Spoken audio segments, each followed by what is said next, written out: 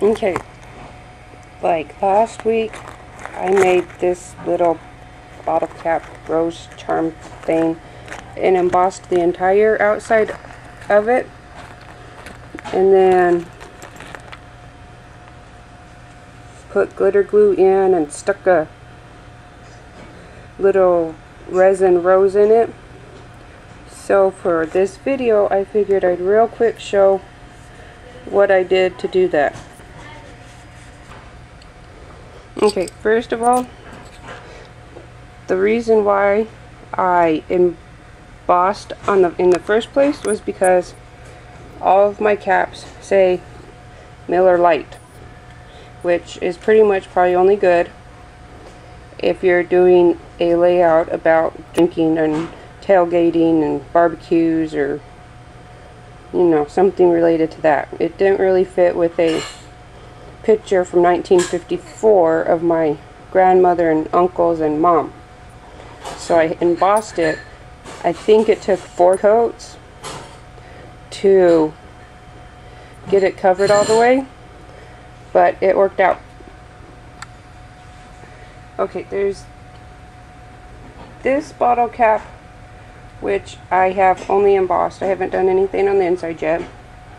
And I think it took me 4 or 5 tries to get it all the way covered. There's that one.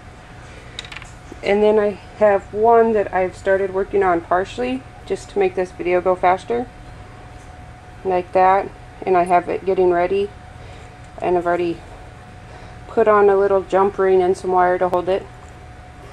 But my note about what inks to use is to use pads that are like this. These right here actually dye pads, but I was able to use this blue right here. There it is. I was able to use this color blue, and because it's on metal it actually doesn't dry fast enough, so I'm able to get the embossing powder on. And then on the brown one I used this color, and it was from a color box set, and these ones were pigment ink. So, but those are my, I tried using alcohol ink. It doesn't go on thick enough, and I don't even know how long you would have to try.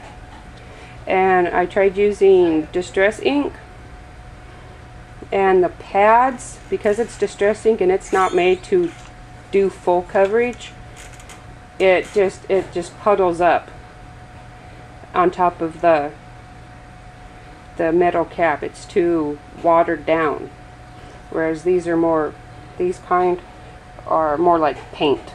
You can just slide them on. And I tried doing liquid distress ink out of the bottle of the refill inks, and that was a horrible mess. So I'm not saying you can't try it, just be prepared for an awful mess and a lot of time drying with your heat gun.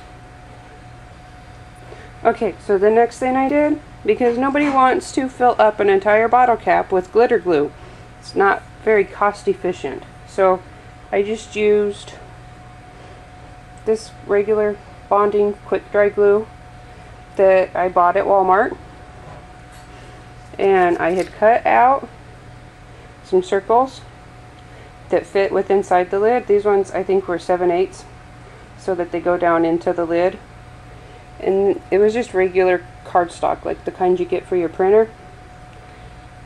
And you just take them and stack them before you get ready to put them in with just like a drop of glue, just enough to hold them together.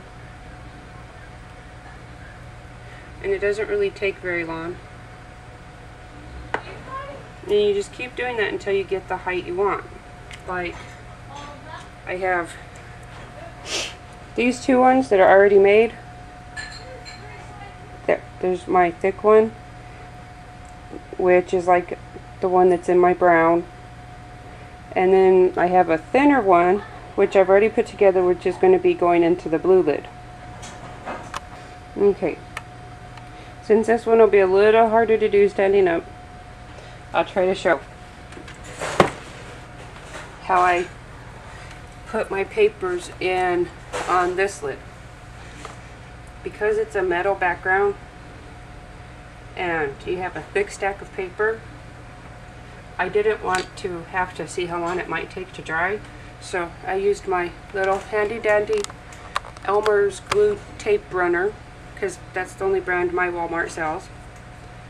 And I basically just completely made sure there's glue on every inch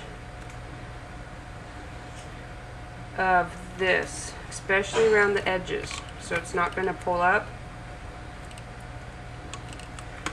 And just plopped it on in there, just like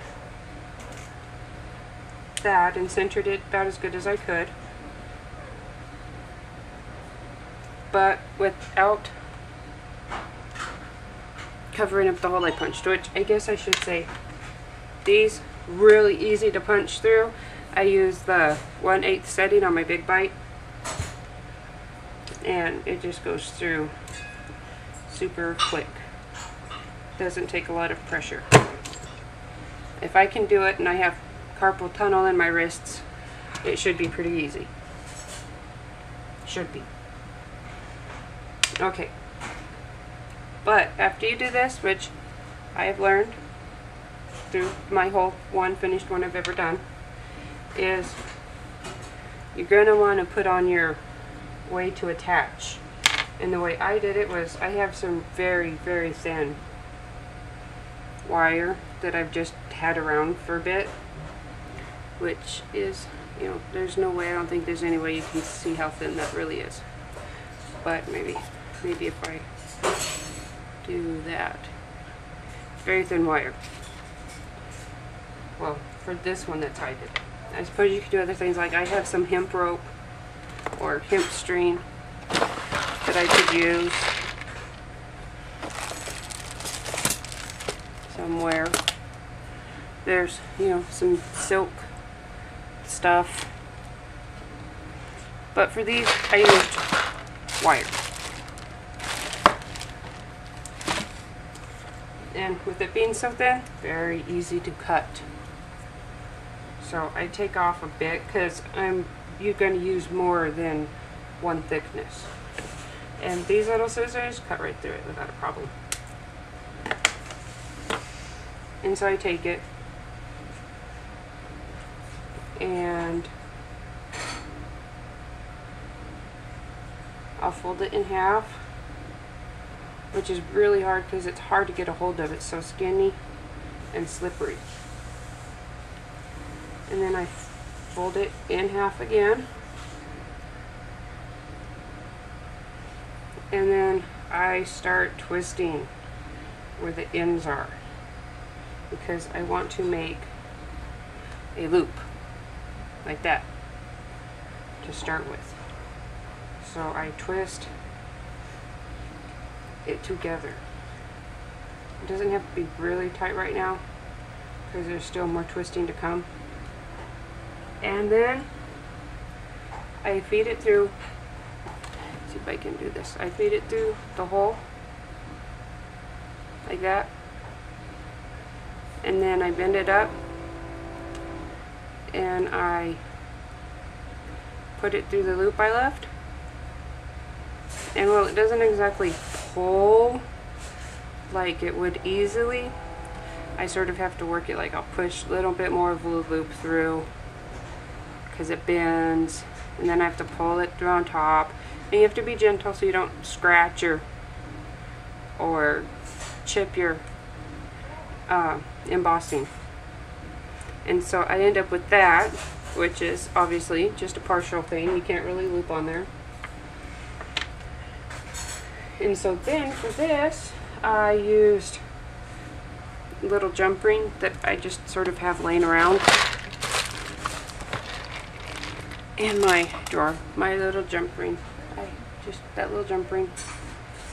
And I just used it and put it through and folded my wire around it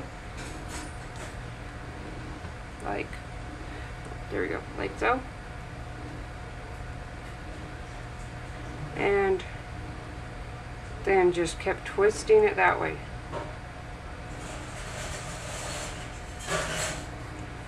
And it's actually really important to do this right now. I suppose you could probably also do it before you started the embossing if you really wanted your wire to blend in more.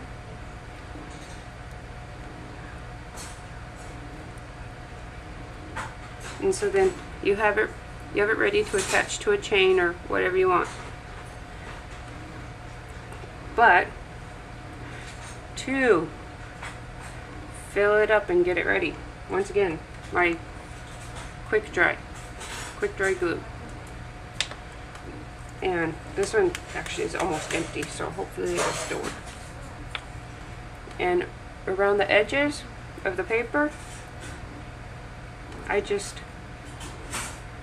will squeeze it a little bit, just to the height of the paper, which is why I like the quick dry.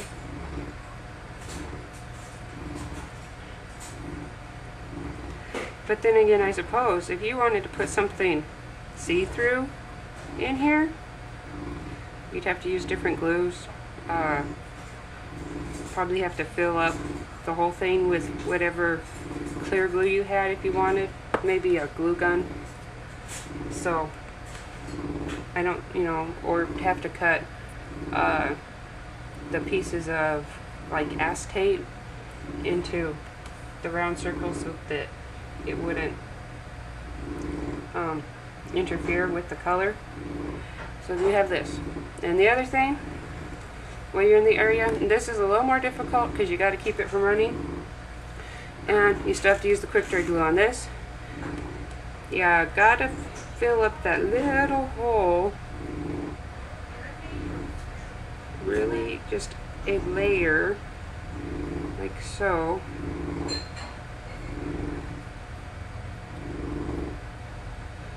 Because otherwise, when you go to finish filling in this, it will just leak out the hole anyhow.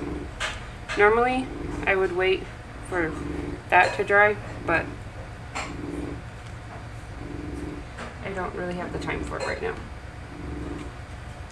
And then, after you get done with all of your gluing and filling, you end up with something that should resemble this. This is my brown one that I had already done and is already dried. And this is the part where you do your decorations. For this one, which is why the paper in this was so much thicker, is because I'm just going to put some little orange seed beads in it, and slightly bigger ones, okay? But for my glitter glue part of it, I have spiced marmalade.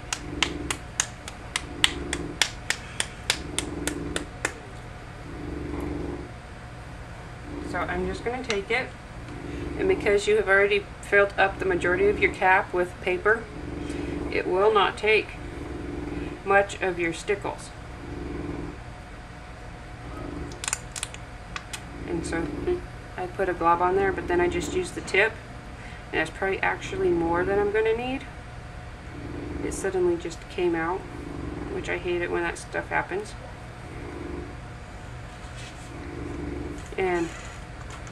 But then again, stickles also shrinks a bit when it dries.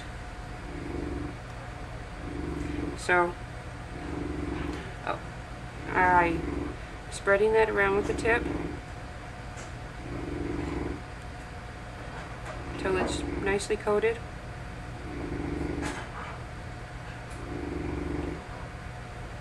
And then just set it down, because we all know that's not going to dry quick. I'll wipe my tip because I don't want that drying in there.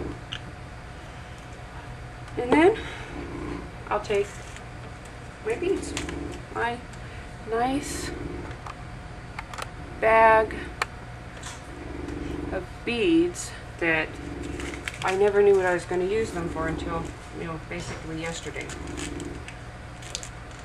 And I will pretty much just randomly drop them into my stickles down here.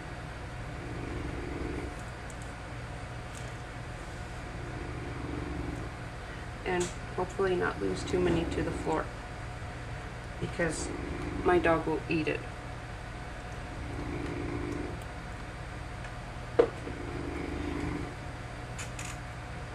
And to make sure they get in there real good, I'm just going to use my X-Acto knife on the side and push them in a little bit so that they won't fall out of the stickles as it dries or after it dries.